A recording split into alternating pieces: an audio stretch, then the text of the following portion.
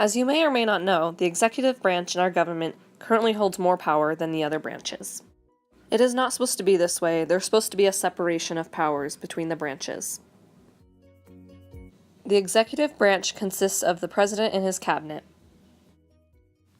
U.S. President Donald Trump, Vice President Mike Pence, Acting Secretary of State John J. Sullivan, Secretary of the Treasury Steve Mnuchin, Secretary of Defense James Mattis, Attorney General Jeff Sessions, Secretary of the Interior Ryan Zink, Secretary of Agriculture Sonny Perdue, Secretary of Commerce Wilbur Ross, Secretary of Labor Alex Acosta, Secretary of Health and Human Services Alex Azar, Secretary of Housing and Urban Development Ben Carson, Secretary of Transportation Elaine Chao, Secretary of Energy Rick Perry, Secretary of Education Betsy DeVos, Secretary of Veterans Robert Wilkie, Secretary of Homeland Security Christian Nilsson.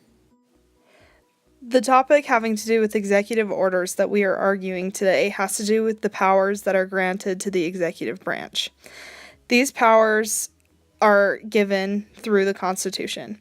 Some of these powers include the power to either sign or veto a bill, to conduct diplomacy with other nations, which involves the power to negotiate and sign treaties. The president can also issue executive orders to further push existing laws. The president also has unlimited power to extend pardons for federal crimes, except in cases of impeachment. As we well know, the head of the executive branch is the president, and one of his responsibilities is to appoint the heads of the departments of the United States. These 15 have to be approved by 2/3 vote from the Senate, but the president has free power to fire the members of the cabinet whenever he wants, with the exception of his vice president. This alone could provide the possibility of corruption happening within the executive branch. The members of cabinet may do some of the things they do solely to keep their position, especially with Trump being as trigger-happy as he is. For example, Rex Tillerson, Secretary of State, resigned. Tom Bossert, Homeland Security Advisor, was fired, and he also fired his personal assistant early on. The Vice President has the responsibility of taking over all the powers granted to the President in cases of disability and death. The President is also the President of the United States Senate and has the power of the deciding vote to break a tie. This alone shows that the power between the executive, legislative, and judicial branches is unbalanced, as he has commanding power of the Senate. The 15 cabinet members have superior power over their departments on a federal level. For example, the Secretary of Education could cut funding to all German classes in public schools nationwide and put all of that funding towards German classes in charter or public schools. So what do our founding fathers have to say about the separation of powers? James Madison was inspired by Montesquieu's ideas of separation of power. Montesquieu's famous quote regarding the issue reads, "Were the executive power not to have a right of restraining the encroachments of the legislative body, the latter would become despotic, for as it might arrogate itself what authority it pleased, it would soon destroy all other powers."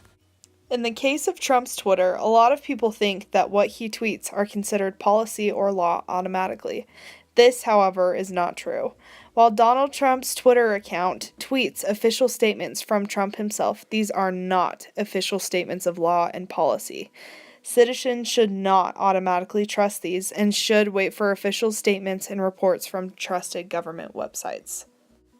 Here are some classic examples of Trump tweets that should maybe not be taken very seriously. Now that the 3 basketball players are out of China and safe from years in jail, LeVar Ball, the father of LiAngelo, is unaccepting of what I did for his son, and that shoplifting is no big deal. I should have left him in jail. After devastating hurricanes in Puerto Rico, here's what the president had to say. Such poor leadership ability by the mayor of San Juan and others in Puerto Rico who are not able to get their workers to help. In addition to winning the Electoral College in a landslide, I won the popular vote if you deduct the millions of people who voted illegally. And lastly, the highly controversial tweet about military and transgenders. After consultation with my generals and military experts, please be advised that the United States government will not accept or allow transgender individuals to serve in any capacity in the U.S. military. Our military must be focused on decisive and overwhelming victory and cannot be burdened with the tremendous medical costs and disruptions that transgender in the military would entail. Thank you.